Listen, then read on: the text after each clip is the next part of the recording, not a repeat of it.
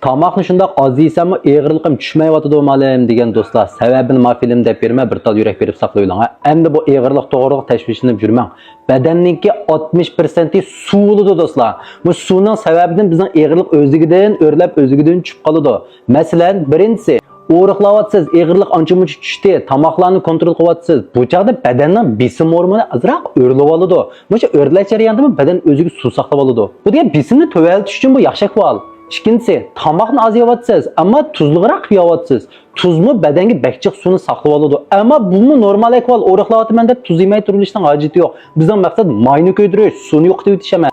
Üçüncü, ancha-muncha harakatlarni qilyapsiz, muskullaringiz ancha-muncha og'riyotdi. Og'riyotdi degan gap muskulda azroq bo'lsa yalliq paydo bo'ladi. Shu yalliqmi badanga suv saqlab oldi. Balkim 1 kilodan 2 kilo suv saqlovchi mumkin. Bu normal ahvol. To'rtinchisi, uyqungiz sal nachar bo'lib qolayotgan bo'lsa, yaxshi uxlamayotgan bo'lsangiz, atsi yanada badanda azroq suv saqlab oldi. Bu bek normal ahvol. Beshinchisi, vitamin D, vitamin B-lar kamchilisining badaningizda. Shuning sababidanmi yana suv saqlanib oldi badanda, balkim 1 kilo suvning miqdori ishib ketishi mumkin. Bu normal ahvol. Uning ustiga siz o'riqlash jarayonida balkim qavziyat bo'lib qoldingiz. Qavziyatning sababidanmi 1 kilo og'irlikni tushmay turib oldi. Bu normal ahvol. Bizning maqsadimiz o'riqlash do'stlar, ya'ni badanga mayni serish. Badanga may serilib, kuyib mingaverdi. Faqat og'irlikda bakching o'zgarish bo'lib ketmaydi.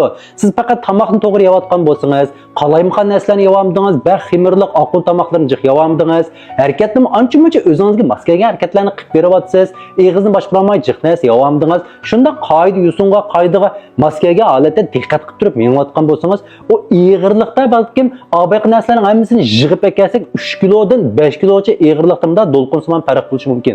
Birdan o'rlab, birdan cho'p. Shuningdek kunda og'irlikni o'lchab olish bu bak xato, cho'ng ahmoqlik bu. Bu og'irlik degan bir kun tushimsiz tashvishni ketadi ekansiz. Siz cho'ng nuqtadan to'g'ri qiling. Masalan, tomoqlarni yana kontrol qilyapsiz-ku, ahamiyat beryapsiz-ku o'riqlashga. Shunda qilib bir oyda bir qitim qarab baqsangiz, oldingiga qaraganda sizningki og'irlikda azroq badan aylanmadan masalan cho'ngroq farq bo'lsa, siz to'g'ri qildingiz degan gap. Gapim tushunib bo'ldimi? Endi og'irligingiz tushimiz tashvishni deyversangiz, bu ishning oxiri chiqmaydi juma. Bir kayfiyatlar yaxshi, yenik ro'y kayfiyat bilan bir davomlashtiraylik bu ishni. Xayrat qiling.